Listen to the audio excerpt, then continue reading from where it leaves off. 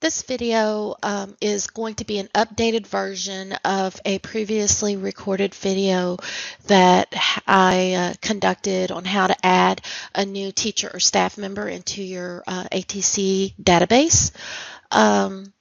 There are some updates, some updated proper procedures that you all need to follow.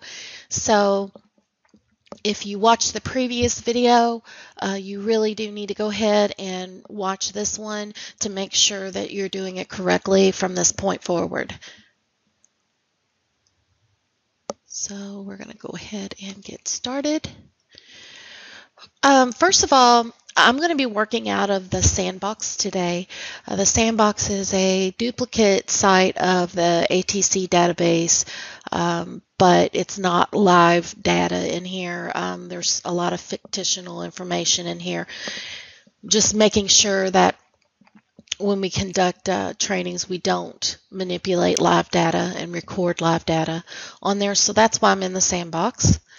But normally what you would do is you would log into your regular Infinite Campus portal, and you can get to that through the KTS Data Exchange webpage.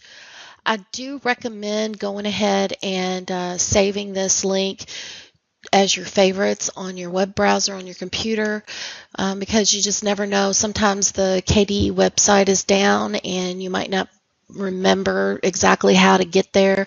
What you can do is you can, right now I'm in Firefox, so I would click on this little star to bookmark the page. And but if you were in Internet Explorer, I think it's a star as well. But it's always a good idea to go ahead and bookmark your Infinite Campus login page.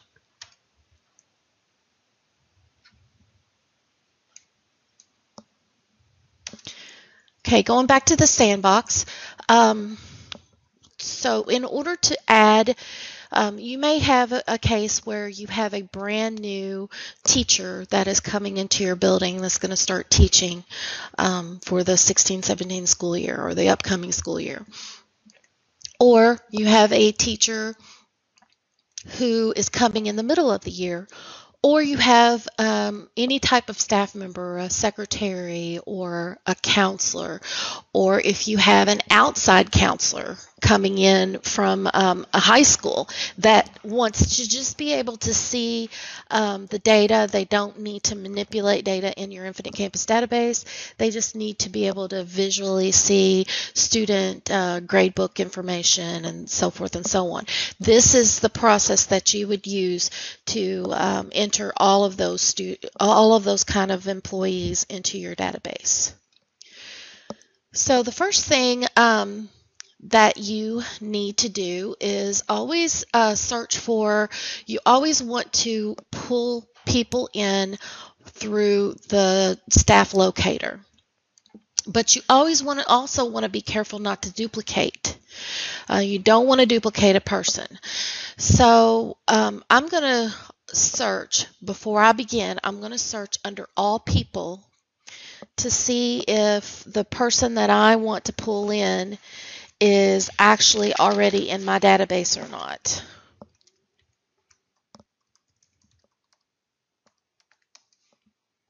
Okay, so far I did a search with the full name. I'm not receiving any results. Just to make sure I'm not spelling it, if I'm spelling it incorrectly or whatever, or somebody else spelled it wrong, I'm going to take off the first few letters of the first name to see if there's any results that way. Looks like this person is not in our database, so it's okay to go ahead and go through the staff locator to see if we can't pull this person in. Now, if we did locate, if this person did populate in the search box, and we confirm that it was in fact the proper person, we still would need to go through the census, the staff locator to pull that staff in properly, but we just want to make sure that we spell the person's name correctly as it is spelled, populated in this search area right here, because you don't want to duplicate, and you also don't want to recreate a person under a different name. So now I'm going to go to the staff locator. And one thing that you need before you can search for a person, a staff member, is their social security number. So I'm going to type in a fictitious social security number and search and see if my person is actually in here, and I've received no matches. Now, if you did have a person in here,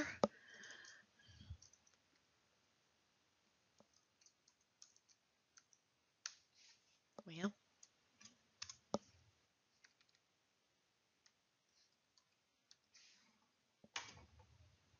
they would come up like this. You would see their name, their date of birth, so you can verify that it's actually that person.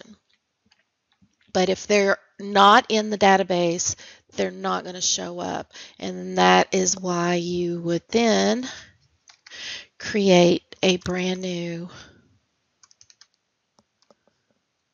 person. So I'm going to create a new district staff by clicking on this button right here. And if you notice, that social security number that I typed in, the fake one, automatically populated here on this screen. But in this screen, if it was a person that was already in your database, this screen would pop up, but information would already be filled in. But in this case, we don't have this person in our database yet. So I'm going to go ahead and enter this staff member's information.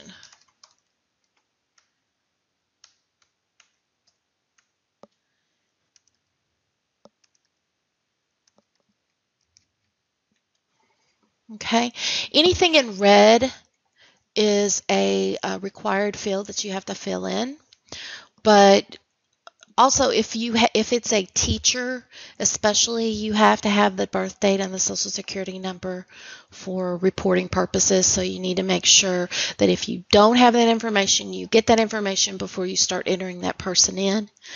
If you go ahead and start entering them in without it, just remember that you're going to have to go back and put that information in. You don't have to worry about putting race information in there for staff member.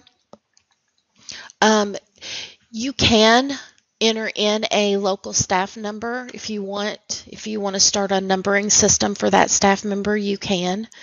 I'm just going to type in a generic number there.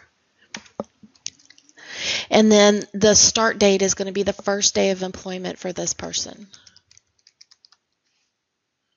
You don't have to enter in all of the rest of this information, but we do have to have a start date. Okay, we're going to save.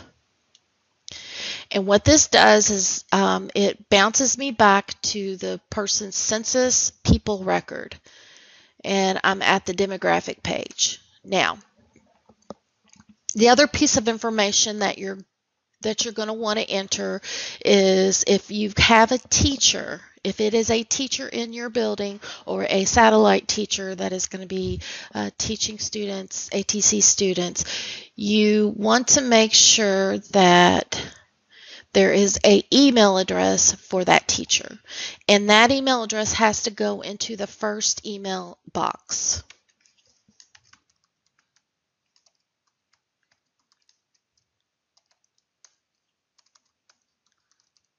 Okay. If you have a counselor a counselor from one of your high schools that wants to log into your database to see student grade detailed information, You would not, never ever put their email address in the first email box. Actually, you don't even need to put their email address in here at all. You can leave it blank, or you can put it in the secondary email section. The reason why is because this first email box is connected to creation of SITS logins. So if you have a counselor from outside of your school that's coming from another district that just wants to log into your database to see the students that go to your ATC, that they come from their district, you don't want to create a SITS login for that counselor in your school, because you are not in charge of evaluating them. They are being evaluated by their principal back in their district. So you can leave the email fields, both of them blank if it's a counselor coming from a homeschool district, or you can, if you do want to add an email address, you can add it to the secondary email field.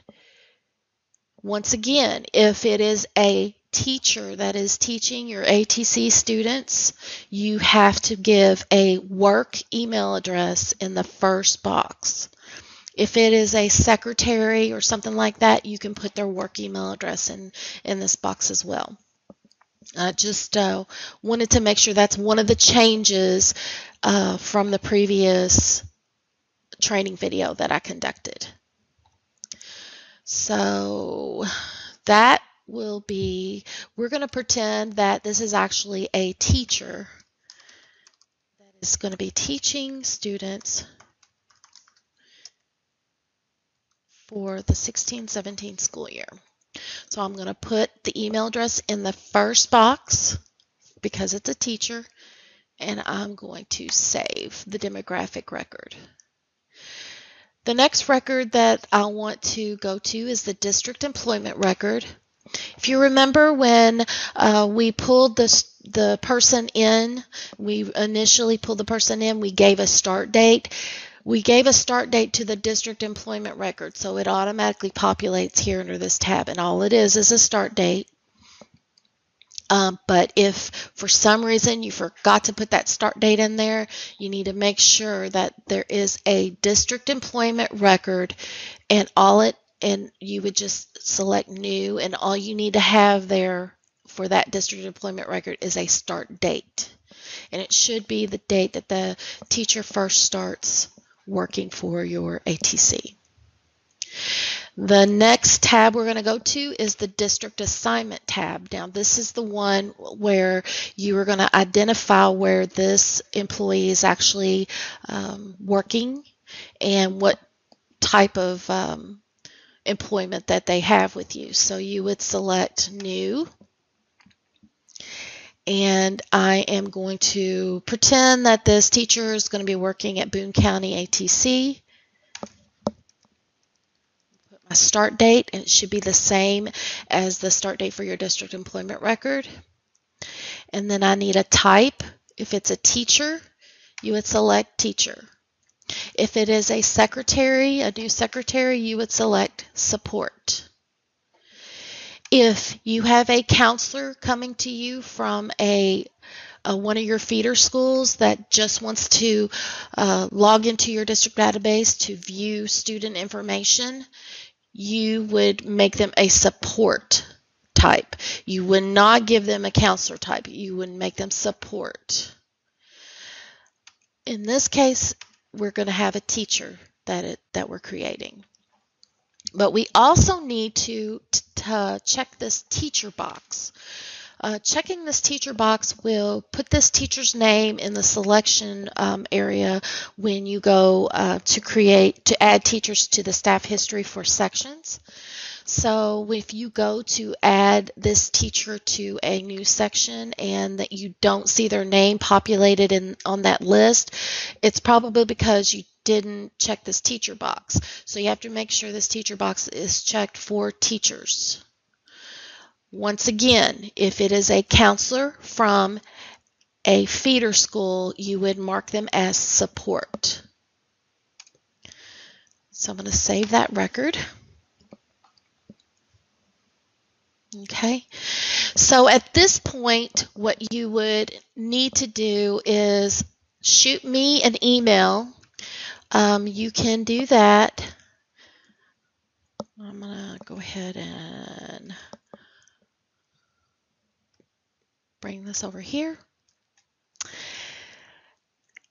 You can directly email me at tanya.fluke@education.ky.gov, or you can also email ktsupport@education.ky.gov. And what you're emailing me is you're telling me that you just created a new staff member, and tell me what their name is, and that they need user rights in order to log into your district database. So the next thing that you're going to do after you enter in a new teacher, and after you've sent me that email requesting a user account for that teacher, you're going to start adding that teacher to the sections that they're going to teach. To do that, you go to the search. You're going to search for a course in a section. If you know the section numbers, you can type in the section numbers, or you can type in the name. And I'm going to say that this particular teacher is going to teach these 4 classes.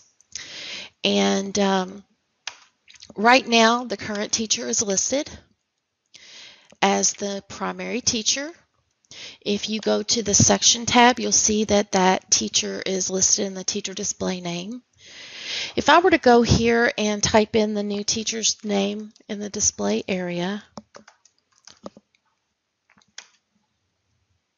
and refresh this section here, I would see that this new teacher's name is listed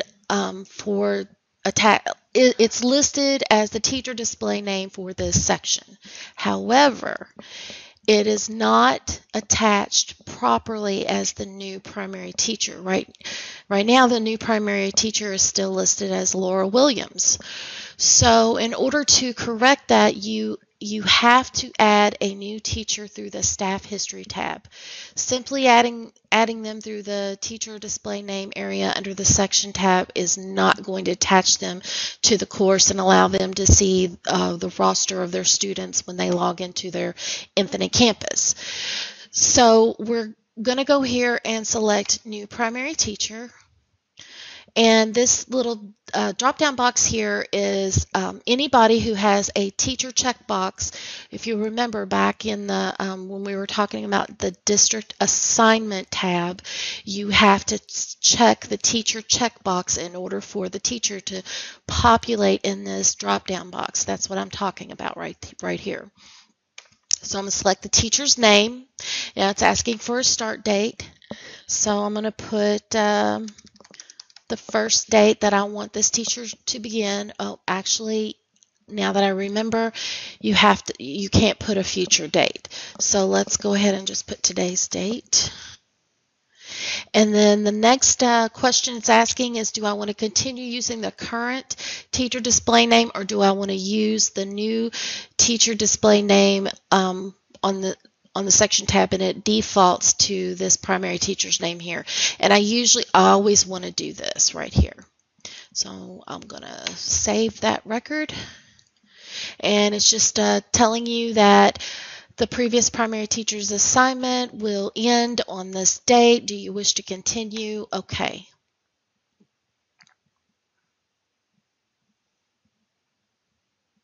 So now what it's done is it has indated the previous primary teacher, and it has made this bolded teacher the primary teacher, and that's the teacher start date.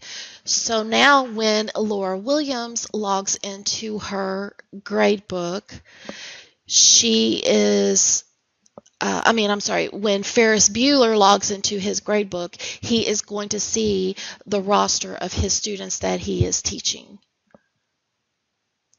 And if I were to go over to the section tab, I'll see that the teacher's name updated here in the teacher display area. It's showing that I actually the previous teacher display name right here, but if I refresh, it's going to show the updated version right there. So I'm just going to go ahead and go down through here and update this once more. I'll go to the Staff History tab. I'll select New Primary Teacher. I do not want to select New Teacher or New Section Staff. I want to select New Primary Teacher only. Select the new teacher, enter a start date, and save. Oh, I know what's going on there. I'm going to go back over to this section first. I got to make sure that I update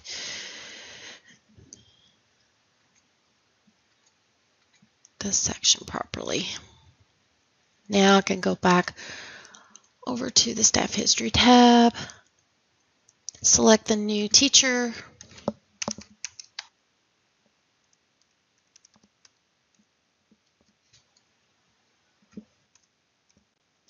and save. Do I want to continue? Okay. Okay, see it end dated the previous teacher, start date the new one. I'm going to do the rest of these just to be consistent. I'm going to check the section tab real quick and make sure my periods go all the way across here. The section schedule placement is actually when you are having this class, when the class is going to be offered. For the purposes of this video, I'm selecting all of them so I can make sure that that no dates affect me being able to add in the new primary teacher. But you would always select the section schedule placement according to what your master schedule is. New primary teacher.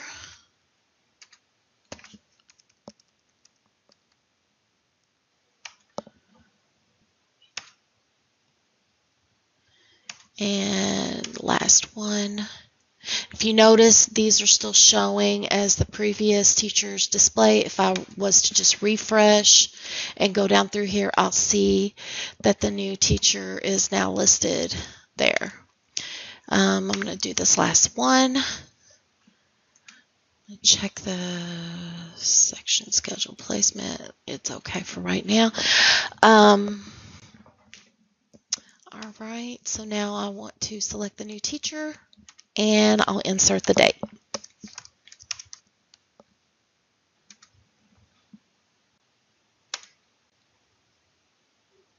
Okay, when I refresh, I'll see that that's the new teacher there.